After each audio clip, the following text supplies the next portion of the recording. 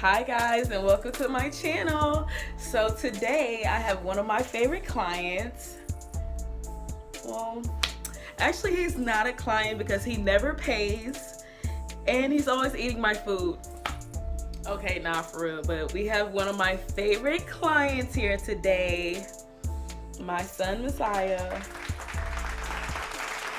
Yeah, so today we're gonna be changing the color of his locks. He's had locks for about, I think, a month. We started them a month into quarantine, so he's like a month in. So we're just gonna do a retwist and a color change. I'm gonna do color change first. He wants to do half purple, half green. So we're gonna be using my favorite Joico color eraser, and that's gonna be our first part of the process. So stay tuned. First, you want to make sure that your client does have on a chemical cape and a towel around his neck, and also make sure that their skin has been prepped around the hairline. So I'm going to start by using foils to protect the dark hair underneath the dreadlocks to make sure we don't get the color on that part or the lightener on that part. And I'm going to apply the color eraser and make sure I massage it into each lock very good. One thing about lightening or coloring locks, you have to make sure that you totally saturate them.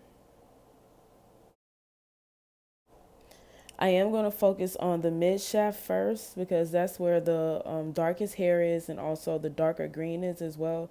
And we'll do the roots last because the roots are going to lighten the fastest and the ends are already light.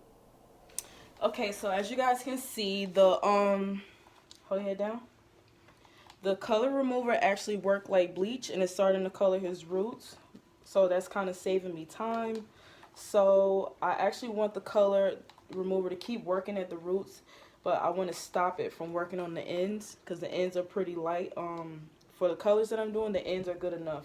So I just now want to focus on the roots. So in order for me to stop the color at the ends and keep it processing at the roots, I'm going to spray it with water. Just spray the locks on the end and kind of, manipulate it like that, and the water will help stop the bleaching process.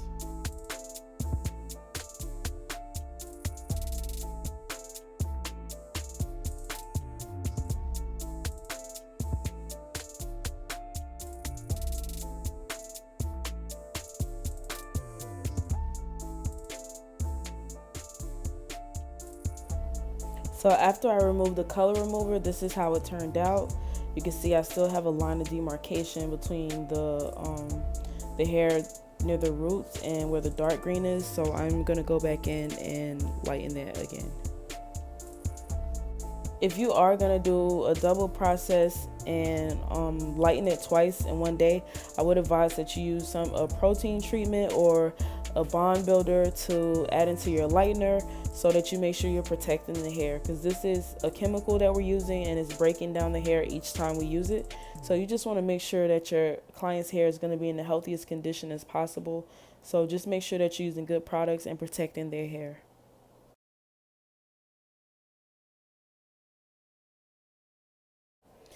So this is how it came out after the second round. It looks pretty good. We do have a couple of spots where there's a little bit of green left, but that's not a problem. I wasn't worried about getting that out because I am going over it with a different color green, and I'm using a dark purple, so we're going to be fine. I just didn't want such a huge band of demarcation, but it looks good. And now the fun part, the painting. So today I am using Joico color intensity. I mixed magenta together, light purple, orchid, and there was another purple, I think. But yeah, I mixed a few of the purples together, and I'm doing green on the other side. So just sit back and chill and watch me do my magic.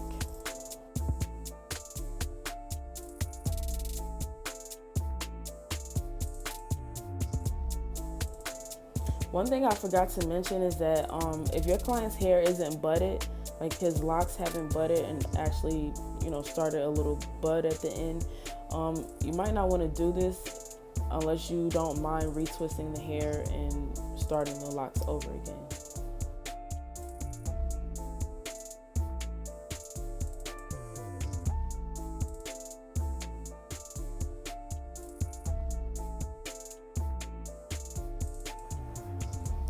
So now I'm just gonna go in and use some wax and some styling gel by Talia Wajid, and I'm just gonna use my needle and go in and just lock some of these using the tool, and I'm also gonna do palm twisting.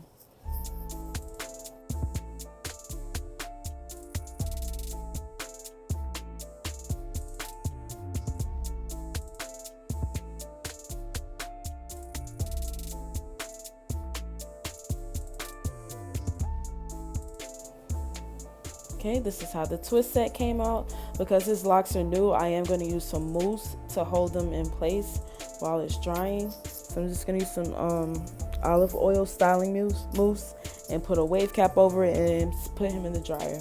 I'm going to let him sit so everything can lock in place, and just so we can have a little bit more longevity.